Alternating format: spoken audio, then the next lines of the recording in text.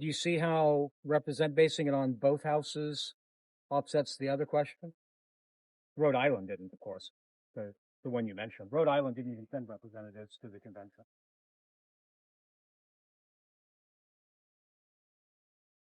No, there's only one body. It's right in the name. Only one portion of our federal government is chosen by a public or a general election at all. And which body is that? The House of Representatives. The Senate, how the Senate is chosen is determined by your individual states. I may be misleading in how I said that, or it may not have been as clear as I wanted. Obviously, the state chooses its senators. What I mean is the state determines how they will determine their senators as well.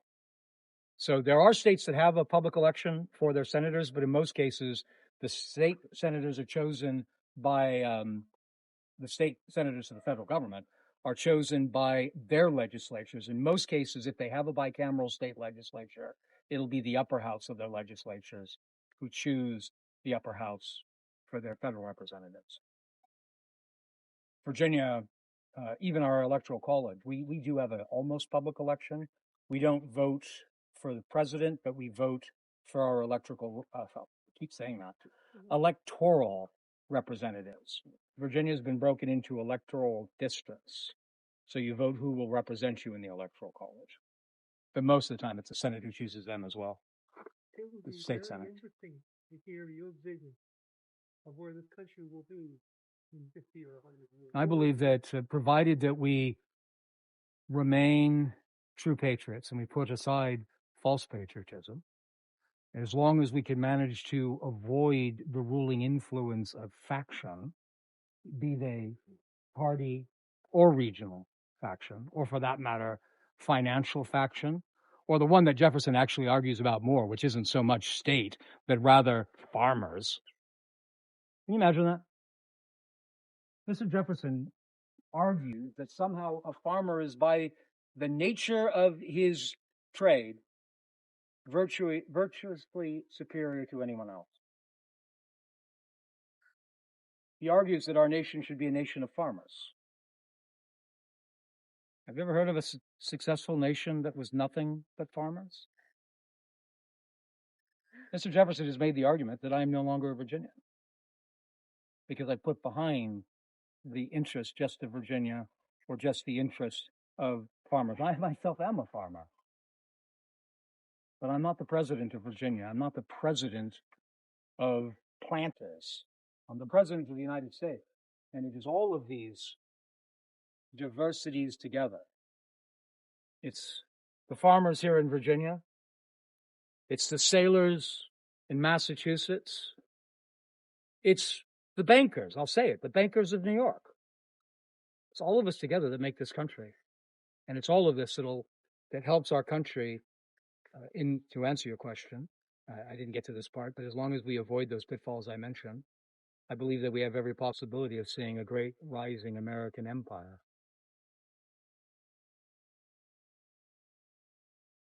I'm very much enjoying hearing you discuss the Constitution. Would you address the role you took in getting Virginia to ratify? What were your arguments? Who were your allies? I didn't take any action. The question is, what actions did I take to get Virginia to ratify the Constitution? Don't get me wrong. I spoke to a number of my friends, usually by letters.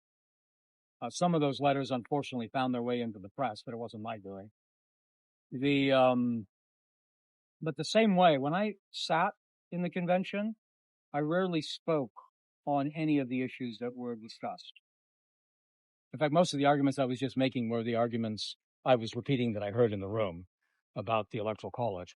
In fact, the only matter I really spoke of in that body, I'm reluctant to mention this because it has always been my intention to keep most of our discussion private within that body. But originally there was going to be a higher number of population necessary for each representative seat. And when the argument was made to lower the number of population for each seat, I did speak on that amount and fully in agreement of it. But you underestimate the power of your letters to your friends. Those are actions. Perhaps and I guess that's what I'm curious about. did you reach out only to your friends? Did you reach out to your opponents? Did you reach out only to your allies? I spoke to men who stood opposed in letters, but only again friends who were opposed to the Constitution, certainly. And I've still been reaching out to one. I've been trying to get Mr. Henry to take a seat in my government. I've offered him 3 different positions within my administration. The most I've been able to achieve so far is he's finally agreed to at least come out of retirement and serve in the state government. But he's still unwilling to hold any position in the federal government. You probably won't appreciate me sharing this with you, but he does seem to have warmed up a little to our Constitution.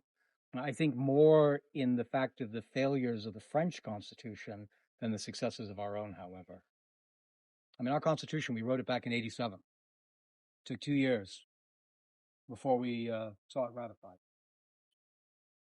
And even then, not all of the states had ratified it. It only required 9. In fact, the issue that you speak of was such a difficulty here in Virginia. Do any of you know which number state we were in ratifying the Constitution? We were 10th. Our vote didn't even matter in the end. I mean, realistically, it did. I'm not going to pretend that I don't understand the strength and power of Virginia. Our federation wouldn't have been real. It wouldn't have survived without Virginia's ratification of it. But when we only required 9, it was unnecessary for that purpose. But the truth is, as you may know, Rhode Island has been mentioned. It's always been the intention that every state ratify the Constitution. And in fact, Rhode Island had to be coerced. But she hasn't actually ratified it. You began a practice of issuing executive orders. Did you ever worry about either yourself or any of your successors? Do you mean my letters to the executive body? Is that what you're speaking of? There's nothing called an executive order. But of course, I did write instructions to my department. I think that may be what you're thinking of. Yes. Yes. Yes. So the question is, do you worry that such a practice would perhaps exceed your authority under the Constitution? Absolutely not, sir. What is an executive order, as you're putting it, sir? It's a directive. To who? To other parts of the government. What parts of the government, sir? The executive branch. It has no authority outside of the executive branch, sir. That's just as true as where you're from is where I'm from. And who's the director? Imagine we were a corporation. Who's the chairman of the board of the executive branch? Shouldn't the executive in charge be allowed to give instruction to his employees? It's always done. It will always be done, I'm certain. I'm willing to bet. I can't foretell the future any more than any of the rest of us can. Another disagreement I have with Mr. Henry. There's only one being that has the ability to foretell the future. I answered your question by what I hope happens, but who knows? But I suspect you'll find that just as I had to do, and it's been harder for me because I didn't even have any employees when I began. I had served for more than 100 days as president before the executive committees of the Congress were finally released and moved from congressional authority to the executive branch. So those days were all wasted. I couldn't even appoint positions because I didn't know what my budget was going to be, or therefore how many people to appoint or how many I could appoint, as if the Congress didn't know this day were coming. I mean, it took 2 years to ratify the Constitution, and then several months for us to get through the election, for me to be inaugurated, and they still hadn't divided it. Sorry, I'm complaining about past circumstances, and it wasn't even directly to your question. But the very first thing I did, and I think that every president will have to do this, sir, is to write as you put it, executive order to immediately find out the condition and circumstances of that branch, of those different executive departments. How else will they know? Do you see in the future our country becoming more involved in foreign relations? I hope not. If you mean by way of trade, yes. In other matters, no. Oh. In other words, will you isolate it? I don't know. You can't expand your trade.